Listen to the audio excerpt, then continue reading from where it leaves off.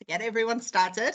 To me, taking responsibility is owning up for things that are in your circle of control, and knowing what's your responsibility. Yeah, so that's what it means to me. Ah, I like that. Anyone else maybe want to share?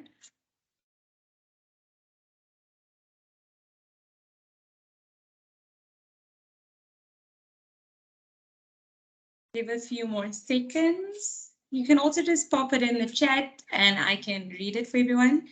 Okay, Hay says responsibility is accountability. I like that. Anyone else?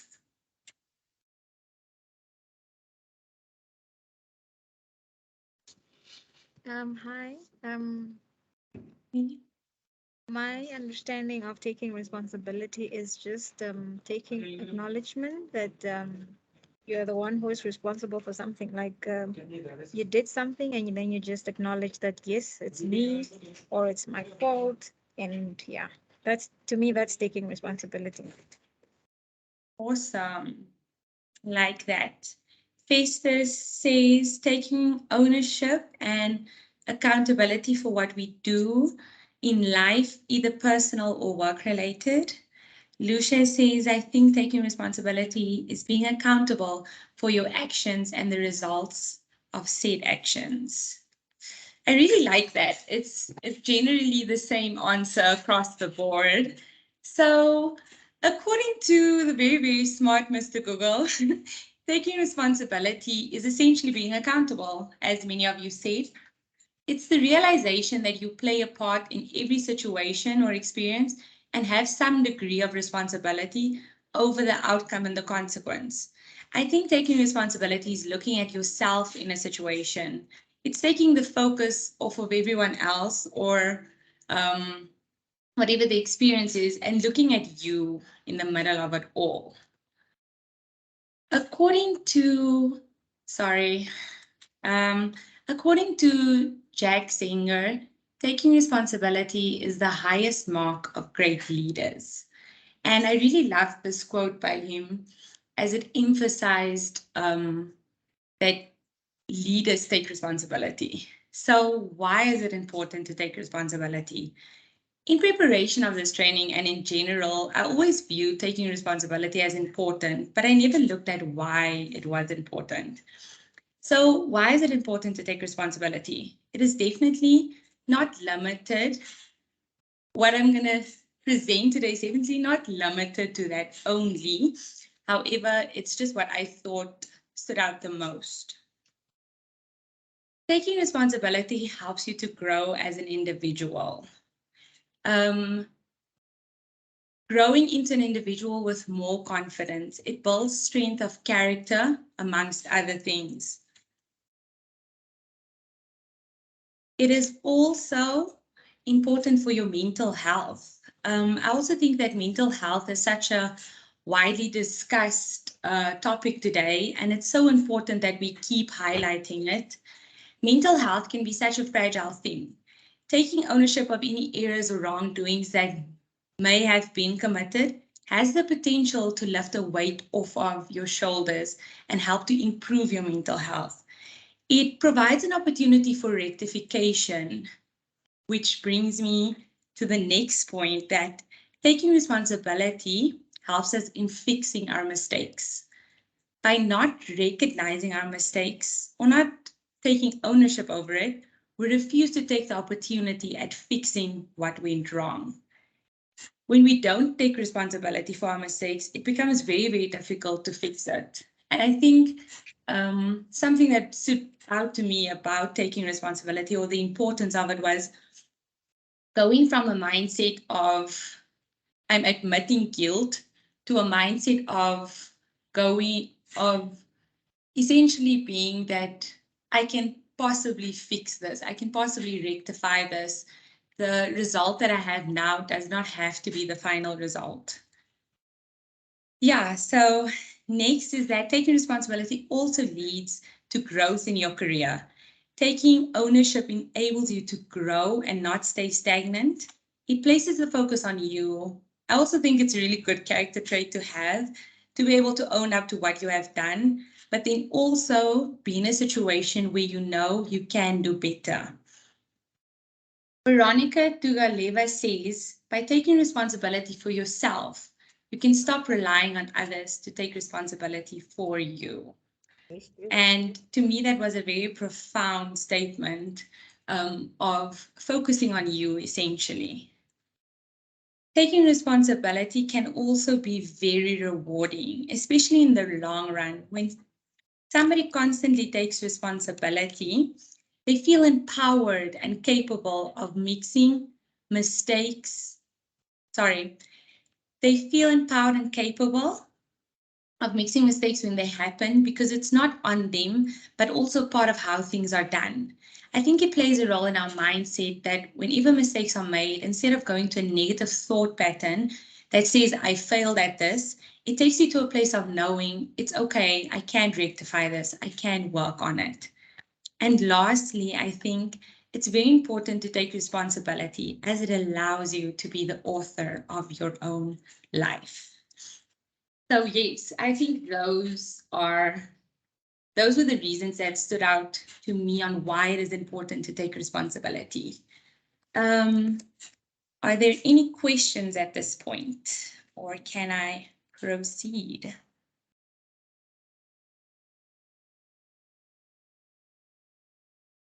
No questions, I think. Then it brings me to Maslow's hierarchy of needs. So the Maslow hierarchy is essentially a theory of motivation, which states that 5 categories of human needs dictate an individual's behavior. And as you can see on your screen, that it starts with the psychological. Those are the basic needs for physical survival, like food, water, having a livable environment, clothing, and shelter. And essentially, it's all about that if one need is met, then the second one presents itself, but it's not an absolute statement, as in you can have all of these needs at the same time. It just, the psychological usually is the most prominent, or it starts first. So if your psychological needs are not met, it's very unlikely that you're going to focus on your safety, protection, and security needs.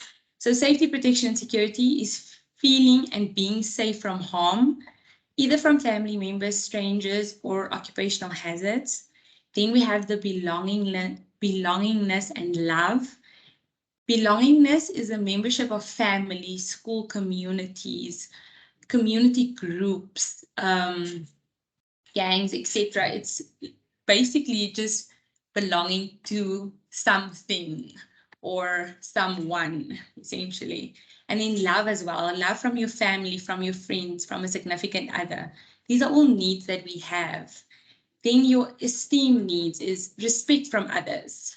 Everybody has a need to have respect from other people, either status related or public recognition, and then also a need to have respect for yourself, a sense of competence and confidence.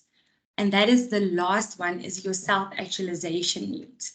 Then you've reached your full potential and you're basically functioning at your optimum, I guess. So as you can see, Joan Didion says that for your character, the willingness to accept responsibility for one's own life is the source from which self-respect springs.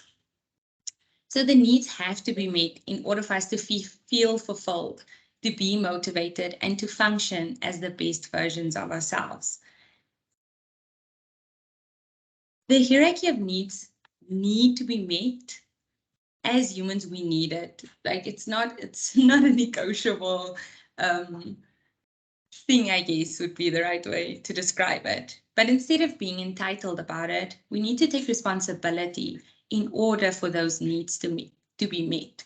To know that it's not everybody else's responsibility to make you feel a certain way or to fill your need, but essentially you need to take responsibility for it.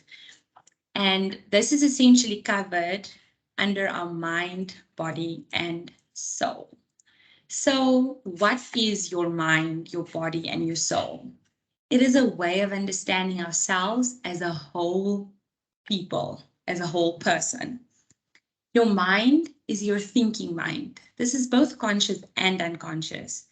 That is responsible for your beliefs, your thoughts, and your actions. Your body is your physical aspect of yourself that carries you through life and allows you to experience the world through your 5 senses.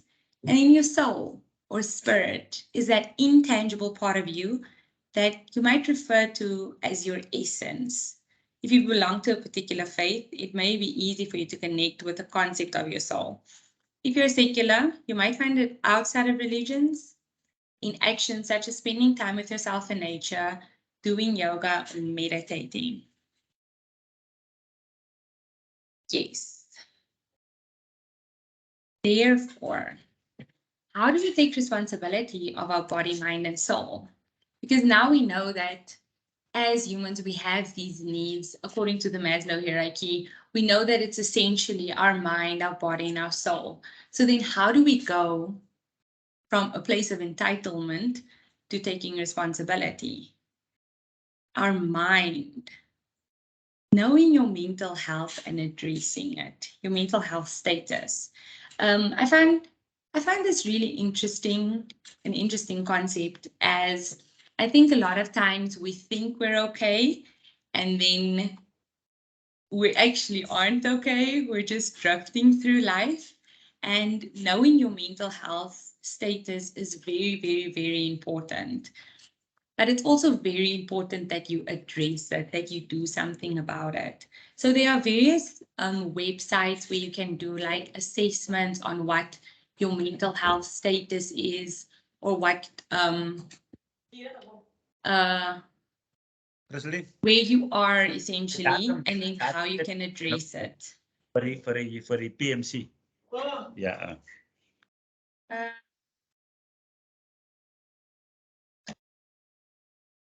Sorry. Yeah. So knowing your mental health status is very, very important, but you need to be able to address it. You can't just know it and do nothing about it. It's also not going to help you at all. That's not taking responsibility. And it can truly be enlightening to work on it. There's so much freedom in working on your mental health status. I actually did an assessment of it over the weekend, and I was surprised by the answer. I'm fine. But I was a little surprised by the questions that were asked in order to determine your mental health status. And that was just based on the last 2 weeks that I answered the questions. So having or getting a healthy mind that gives you clarity is also a part of taking responsibility over your mind.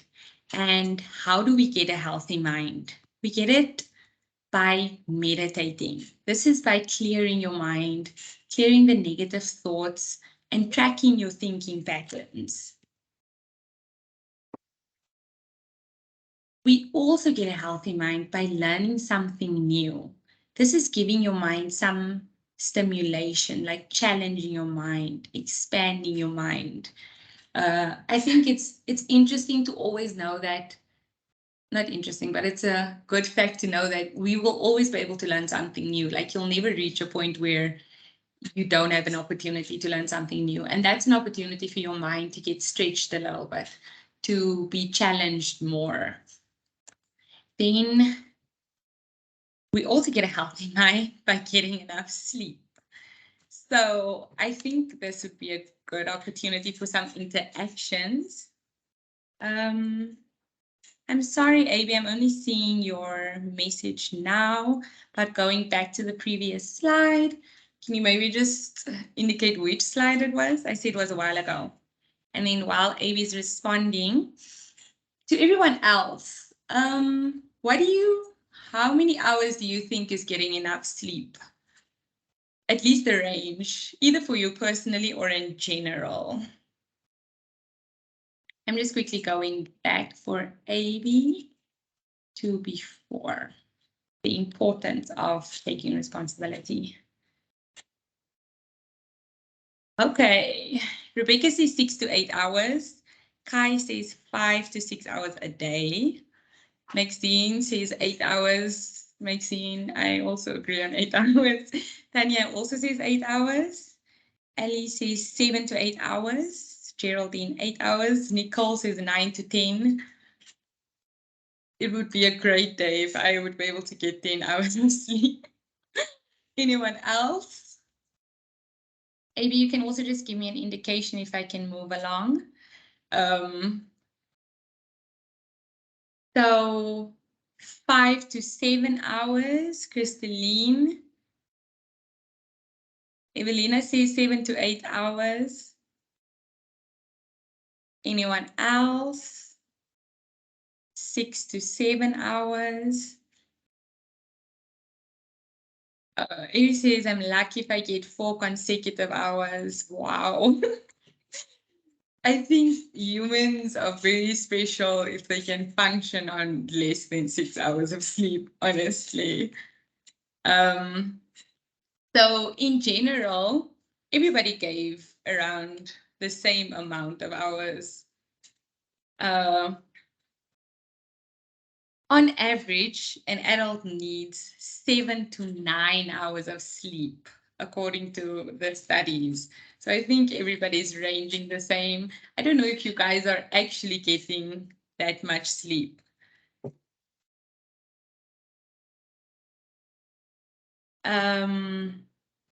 So yeah, that is like, I don't know if you guys, are you getting that amount of sleep in, or is that what you hope to get in?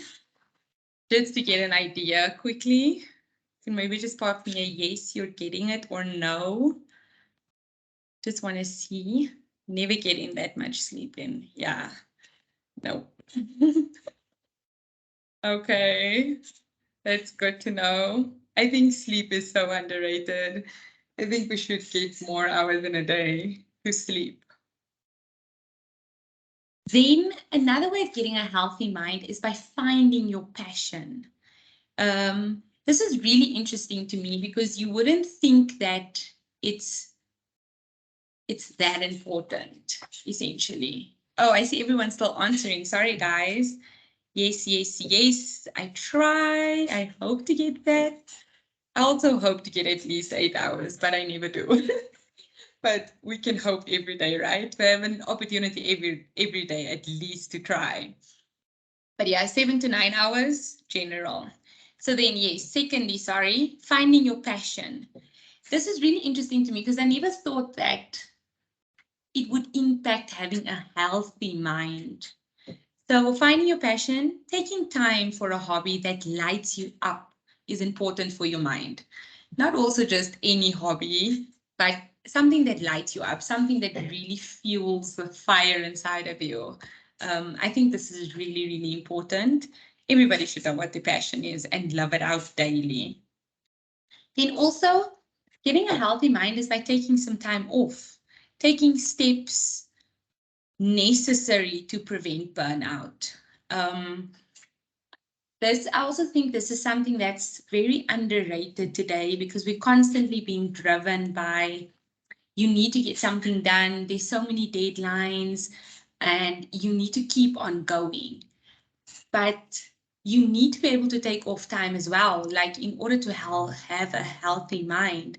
I saw somebody say on social media that they had spent the entire weekend working. And I was thinking to myself, there's zero rest in working the whole weekend. Like, when did your mind get to rest? So we need to find ways to build rest into our schedules instead of just waiting for the weekend, but really building rest in our everyday. Maybe we can do a little bit of interaction here as well. What do you guys regard as rest? How do you think we can build rest into our schedule? Can help each other out here, figure out how we can do that. I'll give you a moment to pop me a chat on that. So I'll just repeat myself. How can we find ways, or what can we do to rest in our everyday or once a week at least? Hi, sorry, it's Alicia. Yes. I feel that, you have to actually be very strict with yourself and actually schedule it in as you would time to exercise, or if you make time to for sleep or for eat or whatever. You need to actually schedule it and be strict with yourself. And rest can be anything what you need. It could be actually sleeping, it could be doing some hobbies, it could be doing painting, it could be reading, just something which you need, whatever calms your mind down. Yeah. Yes, I love that, Annie. Thank you so much. I agree on that 100%. Is there anyone else? I think that the challenge lies in being strict with yourself, because sometimes things are just so unpredictable. But then I also think we shouldn't be too hard on ourselves at the same time. Anyone else, maybe? Kai says do some sports. Nicole says take time aside for it. Geraldine says switch off social media. That's a very difficult one. I think some people consider being on social media as rest. So I like that, switching off some social media. Sometimes we take in so much, our minds just can't keep it up. Okay, then lastly, we get a healthy mind by having a growth mindset. By having a growth mindset. It helps you to overcome challenges by seeing them as opportunities to grow instead of opportunities to fail. And really just seeing everything that you go through, every challenge, every situation as something that you can essentially grow from, and not something that could be an opportunity to fail then, I think. Yeah. So then I think that covers the mind. Anybody else want to say something? Oh, I see Christine also said switch off social media and just meditate. Yes, I think that would actually be an amazing way to rest. Yeah, so I think we can move on to our body. I don't think anything with how you take responsibility of your body, I don't think anything of it will be unfamiliar or new to you. But let's dive into it. So pretty popular is exercising. It is essential for a healthy body, exercising. It also elevates your mood. It relieves stress, and it helps to maintain your brain health. There's so many benefits from just exercising. You think it would be motivating enough. Maybe it is for some of you.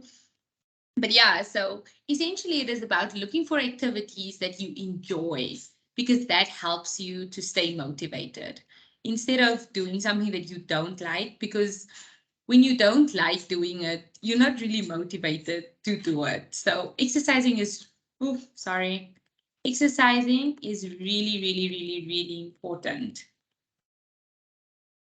Then the second one is eating a balanced diet. And I know this is a very generic comment, but you really are what you eat. The food you put in your body becomes your cells, whether we want to accept it or not. This one was a little bit more difficult for me to hear than anything else, but I think we should be more aware of it instead of it being a sentence you hear every now and then about that we literally are what we eat. To me, I always just thought that me eating chocolate today really cannot be what I am. But me eating chocolate every day is exactly what I am. So yeah, I think it's important to be mindful of it. Sorry, just give me a moment. Okay. And then thirdly is practicing yoga. Practicing yoga is very highly recommended because it may be a physical practice, but it also has profound effects on your mind and your soul as well. It can help to relieve emotional tension that's stored in your muscles and the fibers of your body. At the same time, it can calm your mind by bringing your attention to the present moment. It is a very, very calming activity for your body and your mind. I really, yoga is really good. Although I have to say it is exercise. I feel like it's a form of exercise. I don't know why people classify it as something separate. I do think it is a form of exercise. But yeah, so that's taking responsibility of your body by exercising, by eating a balanced diet, and by practicing yoga. Obviously not limited to this, but yeah, definitely something to think about. Then how do we take responsibility for our souls? By practicing gratitude. Gratitude trains your brain to let go of negative thoughts and look for things to be grateful for instead. This results in an improved mood and overall mind, body, and soul well-being. So practicing gratitude is a form of taking responsibility for your soul. It's really just to change the way you look at it, because it trains your brain to really let go of the negative things. Sometimes we're so consumed by the negative things around us that this helps you to go from being negative to being positive in a situation. So it really is very important. Then secondly, taking responsibility for your soul is spending time in nature.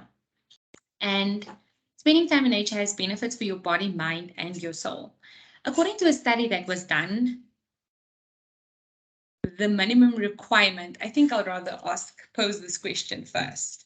So there was a study done on how many hours you need to spend in nature for it to be effective or for you to feel the benefits of spending time in nature. So how many hours do you guys think it takes us, or we should spend in nature? How many hours a week should we spend in nature in order to essentially get the benefits from spending time in nature? Ooh, Nicole says 7. That's a lot. It's not impossible, but it's a lot. Anyone else?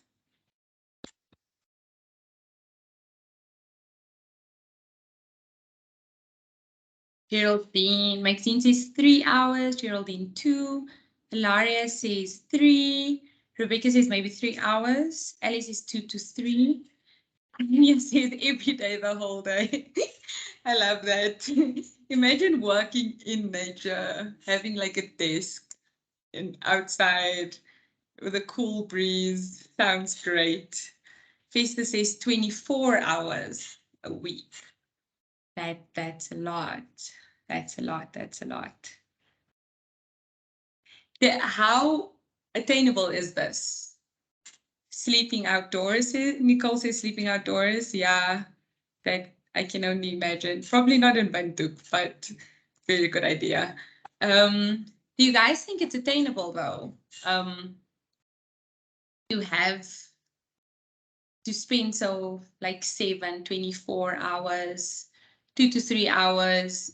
Is it attainable? Is it something that we can actually do? Meditating 1 to 2 hours per day, 7 to 14 per week. Could increase over the weekends. That's true, Avi. Like that answer. According to the study that was done, in order to gain the benefits of spending time in nature, you need to spend at least 2 hours in nature per week. I don't necessarily think that it should be consecutive or it has to be consecutive, but yeah, so the minimum is 2 hours per week. You guys mentioned a lot more. Okay, there were a few 2 to 3, but some people, it was a lot more. And I actually want to challenge you that we're already at Wednesday though, but there's still 4 days left of this week. So I think we can try to spend at least 2 hours in nature this week, just 2 hours. But I also think it's very important to be present while you're spending time in nature and not just like taking it all in and really realizing where you are. Then another way to take responsibility for your soul is to be compassionate to yourself and others. I also think this is really important. Sometimes we can be very hard on everybody else around us and on ourselves. So you need to take responsibility for your soul by being compassionate, not only to yourself, but to others as well. And then to connect with something greater than yourself. And this can be done through looking for ways to give back. So this can be like you do you reach out to somebody else and you do something for somebody else, or you fill a need that somebody has, you just connect to something greater than you. So maybe that has a greater purpose. So yeah, just wanted to look at the time.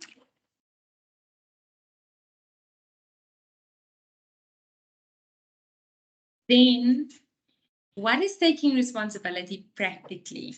So I wanted to tell you guys a little bit of a story. A beggar stopped a lawyer on the street one day and asked him for a $5. The lawyer looked at the dirty, unshaven beggar for a long time and then asked, "Where do I know you from?" The beggar answers, "We were classmates on the second floor of the old building."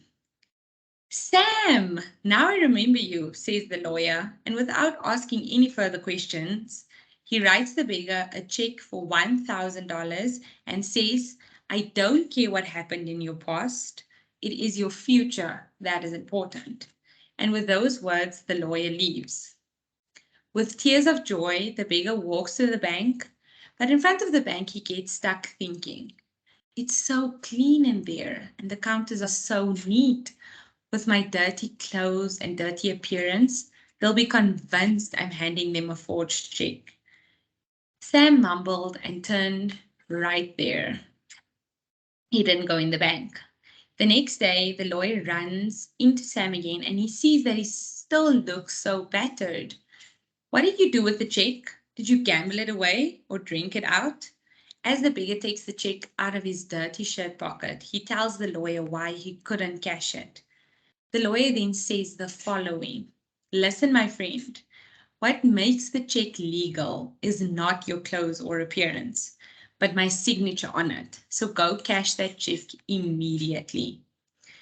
I essentially think that the story speaks for itself. It's not about who you are or what we are that matters, but the fact that we get opportunities to change the narrative of that. We have the ability to take responsibility of where we are right now, and we can choose to do better. We can choose to be better. As language suggests, it is a response ability, the ability to choose our response in every moment to all that is going on around us, a choosing that allows us to claim ownership of the circumstances of our lives and thereby to continue to making them better. This was something that really stood out to me, to know that I have an ability to choose my response in every moment. I have an ability to decide whether I want to take responsibility of what's in front of me or I don't want to take responsibility. And I think this is really, really, really important. So yes, are there any questions? We are almost done. Any questions from your side?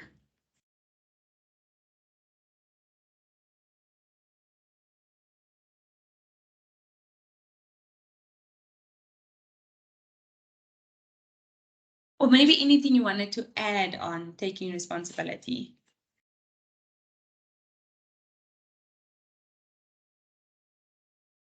And yes, it's all good.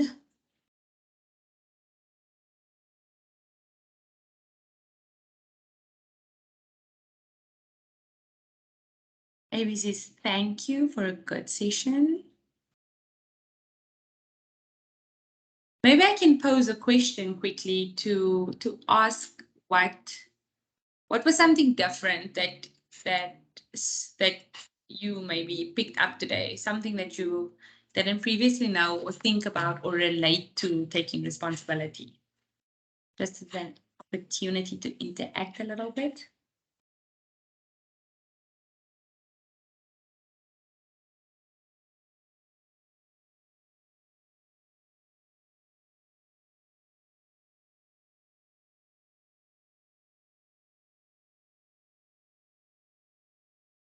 A says mental wellness. Yes. AB says a reminder to be compassionate to yourself. Yes, I love that. Anyone else?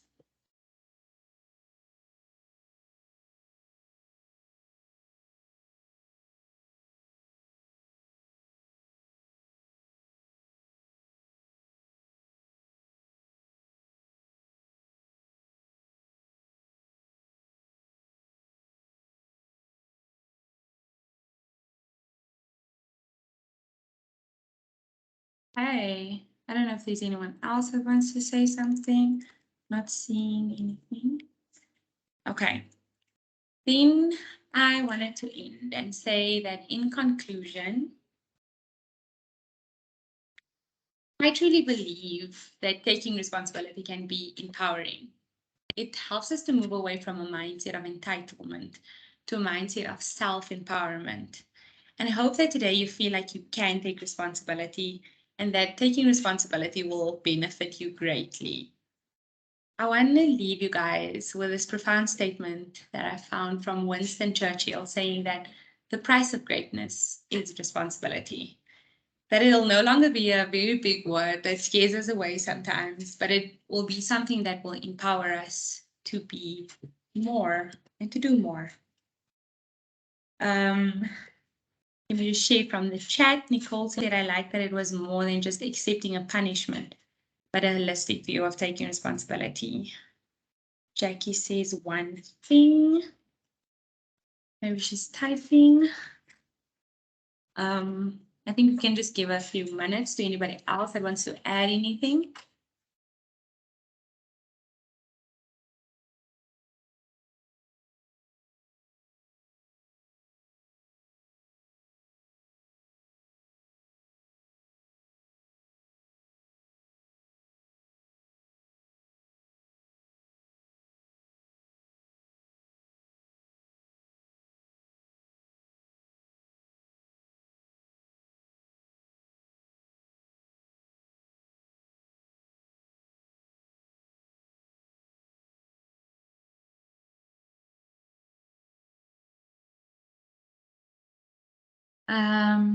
Jackie says, I want to ask, what if someone shouts at